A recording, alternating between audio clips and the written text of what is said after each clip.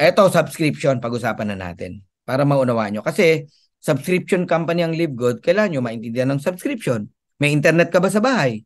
Subscription yan. O, kinabitan ka ng modem. Meron kang monthly na binabayaran. Huwag kang magbayad ng internet. Puto lang internet mo. Subscription kasi yan. O, naka-Netflix ka. Subscription yan.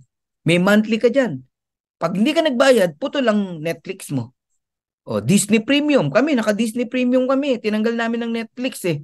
Disney Premium ang pinalit namin. O, pag hindi ka nagbayad ng monthly, puto lang Disney Premium mo. Ang Meralco, di nyo ba alam? Subscription yan?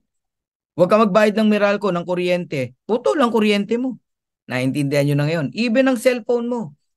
Pag walang load dyan, di mo magagamit yan. Di mo may pantawag yan. Nageget nyo? Subscription yan. Yun ang ibig sabihin ng subscription. Bata pa ako, may subscription na Reader's Digest, kung familiar kayo. Reader's Digest, papadalan ka every month kasi nakasubscribe ka. Nagigets nyo na. Okay. Ngayon, pag-usapan natin yung mga kumpanya na yumaman dahil sa subscription. Ito ang Zoom. Itong ginagalawan natin, Zoom to eh. Nagbabayad tayo $10 every month. Dati. Ngayon, hindi na. Kulang-kulang $100 na binabayad natin dito. Kaya kaya natin mag 1,000 na participants eh. Alam nyo ba, kahit $10 lang binabayad ng mga tao sa Zoom, $15, $20, $50, tignan mo magkano earnings in 1 year. Ang revenue nila, $2.65 billion US dollars. Noong 2022, $4.1 billion US dollars. Maganda bang negosyo ang subscription? Yes. Lahat ng kumpanya na engage sa subscription, panalo yan. Pati mga fitness gym, mga gym, subscription yan. Alam mo, Anytime Fitness. Every month, nagbabayad ka ng 2,800, 2,700. Or else, hindi mo magagamit yung facilities. Kahit binigyan ka ng ID, pag di ka nagbayad, di ka makapasok. Nagigets nyo na. Masarap na example si Netflix kasi yan ang future ng LiveGood. Ganyang karami, 230 million subscriber.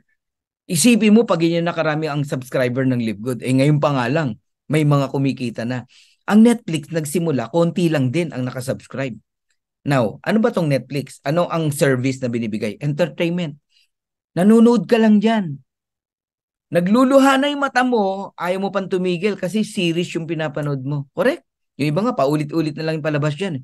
Bayad ka ng bayad dyan every month. May income? Walang income. Pero okay lang sa'yo. Isipin mo, walang income, okay lang sa'yo. Bayad ka ng bayad. Kasi na-entertain ka, yun lang. Tapos sa LiveGood ngayon, nangihinayang ka. Bakit? Kasi di mo naintindihan kung ano talaga essence ng membership. Ang unang benepisyo mo as a member ng LiveGood, organic products, bumili ka, gumamit ka, nabibili mo ng napakababang halaga, factory price. Halimbawa itong essential oil, magkano natipid natin? Lumalabas to 1+5. Isa lang yung binayaran mo, libre yung 5.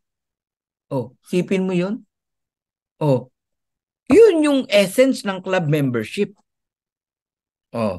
Ang maganda lang sa LiveGood, may income. Sa Netflix, may income ba? Wala. Sa Zoom, mayroon ba? Wala. Sa Anytime Fitness Gym, may income ba? Wala. Sa Pico de Loro, sa Tagaytay Highland, may income ba? Wala. Dito may income ka. Now, tignan nyo income ng Netflix. Kahit sabi mong $9.95 lang ang binabayaran ng mga tao kay Netflix. 29.52 billion noong 2021 US dollars. Noong 2022, 31.47 billion US dollars. Kasi ang dami nang nag-subscribe. Kaya ako na-excite, Crisanta, sa Pongan. Isipin mo, one day, ang subscriber ng LiveGood, 230 million. Di yun ang kinikita ng LiveGood, 31 billion. Etong pinagkaiba natin kay Netflix. Si Netflix, sinolo niya yung income na 31 billion dollars. Si LiveGood hindi. Generous. Yung kalahati ng 31 billion pagdating ng araw, rest, o RAI, yung kalahati, yung 16 billion, ibabalik sa'yo, sa akin, sa ating lahat. Habang yumayaman ang LiveGood, yumayaman din ang mga affiliate member. Alam nyo, maunawaan nyo lang to. Wala nang question para hindi mo ipagpatuloy yung subscription mo. Costco, another club membership.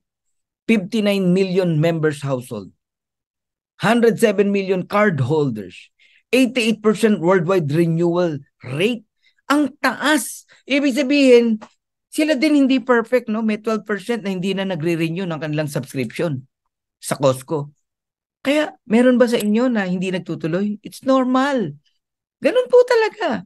Hindi yan mape-perfect. Huwag kang masasaktan. Ang importante, mas marami yung nagtutuloy. 88% worldwide renewal rate. Sipin mo. Magkano kinikita ng Costco? 3.5 billion US dollars sa membership pa lang. Yung kita sa products, yung mga mag-grocery dyan, napakarami. Kaya alam nyo, kung maunawaan nyo lang ang LiveGood, pwede kang kumita sa products. Lalo na pagdating ng araw, may warehouse na tayo at napakarami na nating products. People buying LiveGood products, kumikita tayong lahat. Sipin nyo po yun. Kahit hindi ka nagbenta, pwede kang kumita. Ay, yan ang di pa nakikita ng iba, no? Yun pang club membership with subscription, with dividends. Yun po ang essence ng subscription, no? Now, tanungin ko po kayo, anong negosyo ng Costco? Di ba club membership? Anong negosyo ng LiveGood? Club membership. Anong negosyo ng Netflix? Di ba subscription? Anong negosyo ng LiveGood? Subscription. Ang tanong, yumaman ba ang Costco? Yumaman ba ang Netflix? Yes. Di payaman din tayo dito sa LiveGood.